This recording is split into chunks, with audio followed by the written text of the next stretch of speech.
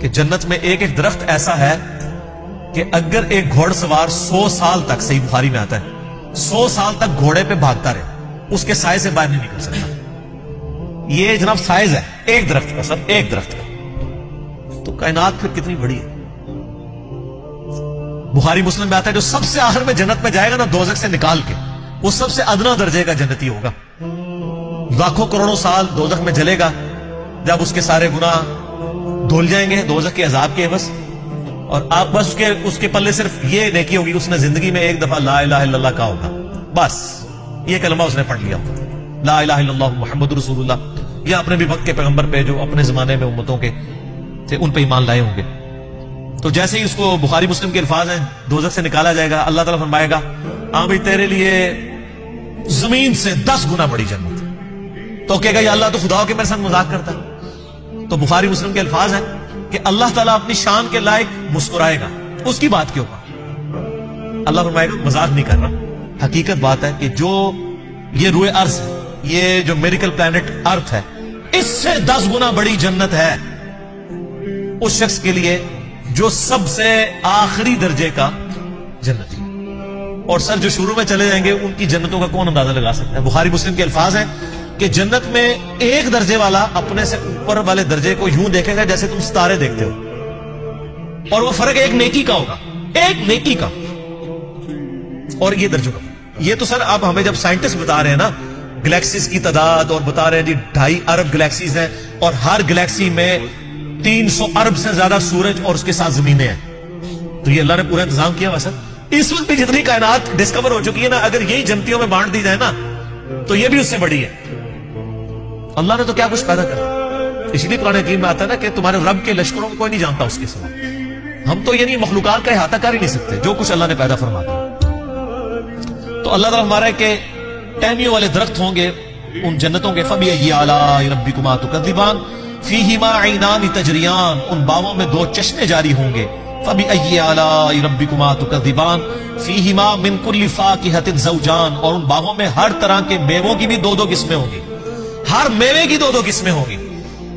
اللہ اکبر۔ فَبِأَيِّ آلَاءِ رَبِّكُمَا تُكَذِّبَانِ مُتَّكِئِينَ عَلَى فُرُشٍ بَطَائِنُهَا مِنْ إِسْتَبْرَقٍ، جو جنتی ہیں وہ تکیہ لگائے بیٹھے ہوں گے بستروں پر جن کے استر جو ہیں وہ گاڑے ریشم کے ہوں گے، وَجَنَ الْجَنَّتَيْنِ دَانٍ، اور دونوں باغوں کا پھل نیچا جھکا ہوگا۔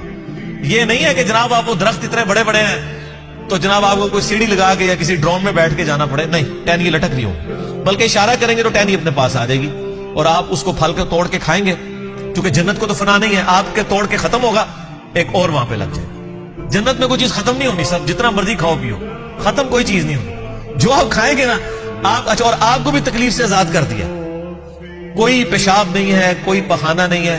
بخاری مسلم کے الفاظ ہیں ایک خوشبودار ڈکار آئے گی سب کچھ ہضم، اور کوئی قبض والا معاملہ نہیں ہوگا، کوئی پیٹ خراب ہونے والا نہیں ہوگا، وہاں اپنے آپ لذت کے لیے کھائیں گے، اور بھوک بھی نہیں ہوگی، بھوک کے بغیر بھی لذت کی وجہ سے آپ کھانا کھائیں گے، اور لذت کی وجہ سے آپ جتنا مرضی۔ یہاں پہ بھی لوگ بھوک کے بغیر لذت کے لیے کتنا کچھ کھا جاتے ہیں، کہتے ہیں میں تو انہیں کھانا کھا کے آیا تو رکھو تو پھر 2 پلیٹیں کھا جاتے ہیں۔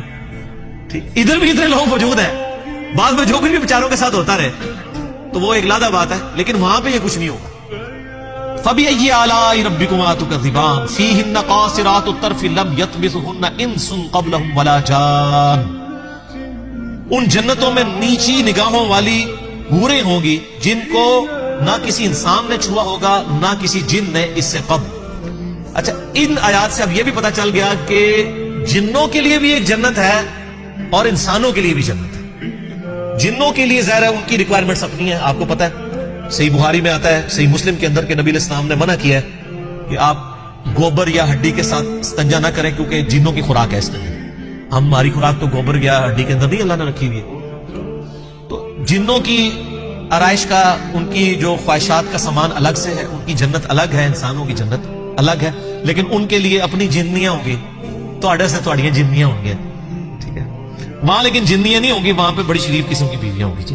فَبِأَيِّ آلَاءِ رَبِّكُمَا تُكَذِّبَانِ كَأَنَّهُنَّ الْيَاقُوتُ وَالْمَرْجَانُ، اور یہ جنتی عورتیں ایسی ہوں گی گویا یاقوت اور مرجان ہے۔ وہ تو صحیح بخاری میں آتا ہے کہ وہ یعنی ایسی ٹرانسپیرنٹ حوریں ہوں گی کہ ان کی جو پنڈلیاں ہیں، پنڈلیوں کے پیچھے ہڈیوں میں جو گودا ہے نا وہ بھی ٹرانسپیرنٹ نظر آ رہا ہوگا.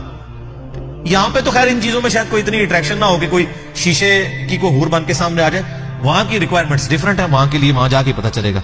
فَبِأَيِّ آلَاءِ رَبِّكُمَا تُكَذِّبَانِ هَلْ جَزَاءُ الْإِحْسَانِ إِلَّا الْإِحْسَانُ. احسان کا بدلہ بجز احسان کے کیا کچھ اور بھی ہو سکتا ہے؟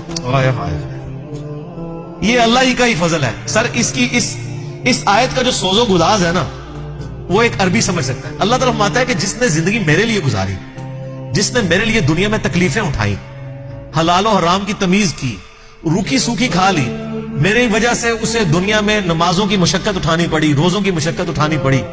جس نے اتنا احسان کیا ہے، اللہ پہ تو نہیں کیا لیکن اللہ تعالیٰ قدردان ہے. اللہ فرماتا ہے جس نے اس طرح کا احسان کیا ہو تو کیا اس کا بدلہ میری طرف سے احسان کے علاوہ کچھ اور ہو سکتا ہے کہ میں بھی اس کے ساتھ ویسے ہی احسان کروں؟ حالانکہ ہم نے اللہ پہ نہیں احسان کیا ہوا، لیکن یہ اللہ تعالیٰ کی قدر شناسی کہ وہ قدر کرتا ہے انسان. کہ بتاؤ اس احسان کا، اس نیکوکاری کا بدلہ کیا نیکوکاری کے علاوہ کچھ ہو سکتا ہے؟ جو تم نے نیکوکاری کی تو میں تمہارے ساتھ وہی نیکوکاری کروں گا، یعنی مراد یہ کہ جنت دوں گا. فَبِأَيِّ آلَاءِ رَبِّكُمَا تُكَذِّبَانِ. تو اے جن و انس کے گروہ، تم اپنے رب کی کون کون سی نعمتوں کو